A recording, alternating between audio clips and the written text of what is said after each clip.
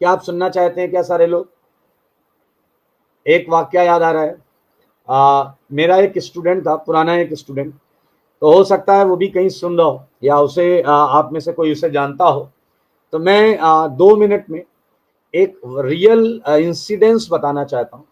ध्यान से सुनिएगा और रिलेट करिएगा कि अगर इन परिस्थितियों से कोई यहां पहुंच सकता है तो फिर आप क्या कर सकते हैं, कितना अच्छा कर सकते हैं। बीटा कभी नहीं लेंगे बेटा, बीटा कभी नहीं लेंगे।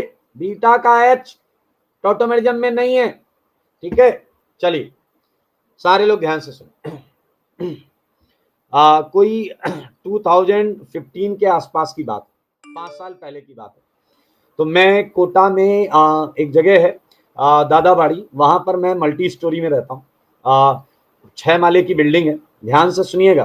तो आपको पता है जब ऐसी सोसाइटी वाली बिल्डिंग्स होती हैं तो इसमें क्या सिक्योरिटी होती है, सिक्योरिटी गार्ड रखे जाते हैं ना भाई, आया ना? ओके। तो एक दिन क्या हुआ, बहुत लेट नाइट में घर आया तो मैंने हॉर्न बजाया गाड़ी का। तो जो गेट खोला, वो जिस गार्ड ने खोला वो काफी कम एज का था, लड़का जैसा था। खैर मैंने गाड़ी पार्क की। गाड़ी पार्क करने के बाद जब मैं लिफ्ट की तरफ जाने लगा तो मैं क्या देखता हूँ, वो बच्चा एक फिजिक्स की बहुत पॉपुलर बुक थी, आप गेस कर सकते हैं, वो उस बुक को सॉल्व कर रहा था।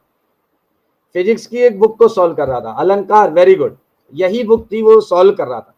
अब आई वॉज सरप्राइज कि भैया इंडिया में इतना विकास हो गया कि सिक्योरिटी गार्ड एससी वर्मा लगा रहा है। मैंने उससे पूछा भाई ये क्या है? देन ही सेड कि सर वो मैं XYZ सिटी से आया हूँ और मैं आईटी की तैयारी करने आया था, बट किसी वजह से, फाइनेंशियल इश्यूज की वजह से वो तैयारी नहीं कर पाए। मैंने कहा फिर अभी क्या कर रहा है? कह रहा सर मैं 1 साल मेहनत करूंगा, ध्यान से सुनिएगा, 1 साल मेहनत करूंगा, मेहनत करके पैसे कमाऊंगा और अगली साल एडमिशन लेकर मैं आईटी की तैयारी करूंगा।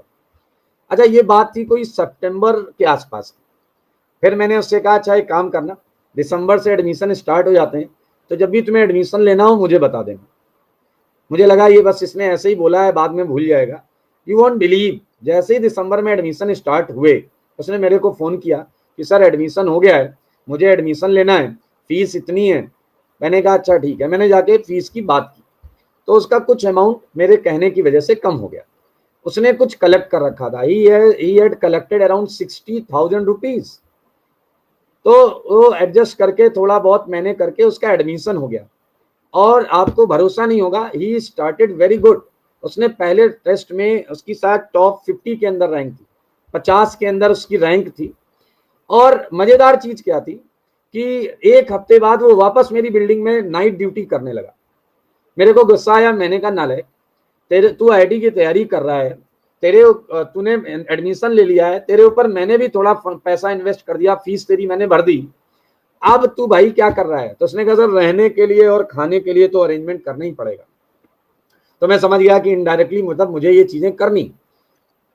ठीक है, मेरा एक फ्लैट खाली पड़ा हुआ था तो उसमें कोई बड़ी बात नहीं थी, मैंने वो फ्लैट उसे दिया। आप समझो इस बात को, वो बच्चा वहां रहते हुए उसने 11th किया, 12th किया, पूरी स्टोरी बीच की तो लगा रहा। उसकी 1-2 सरकारी नौकरी भी लग गई। तो वो बीच में थोड़ा डामाडोल हुआ कि सर मैं आईटी छोड़ देता हूँ, मैं सरकारी नौकरी में चला जाता हूँ। मैंने उसे डांट लगाई कि भैया सरकारी नौकरी में तू मेडिकल लगा दे, बट ये वाली चीज जो है आईटी की तैयारी वो पूरी कर।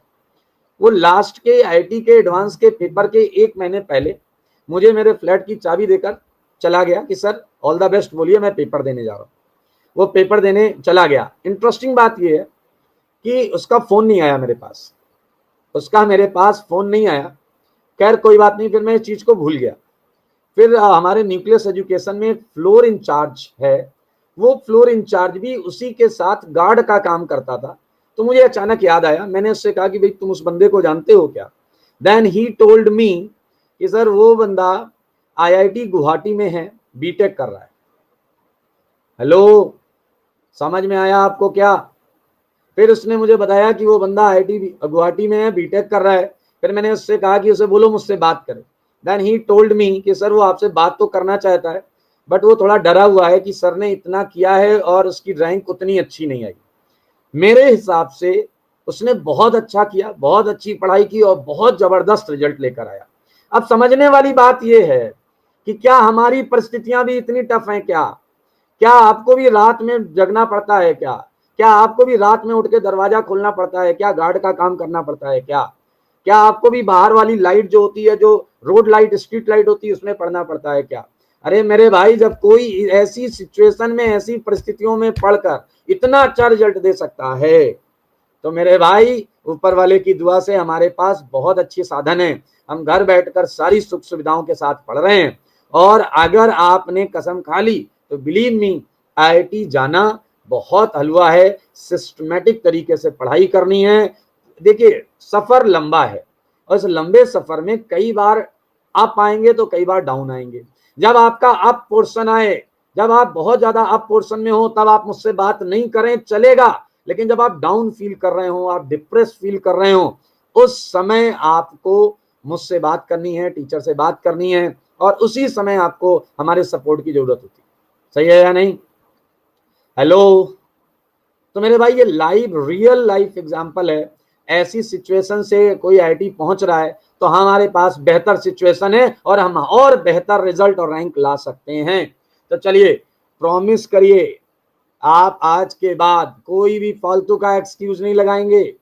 कोई फालतू एक्सक्यूज नहीं। पढ़ना है तो पढ़ना है, करना है तो करना है, अच्छा रिजल्ट लाना है तो लाना है। ठीक है? पक्का? Very good. बहुत अच्छे, बहुत अच्छे।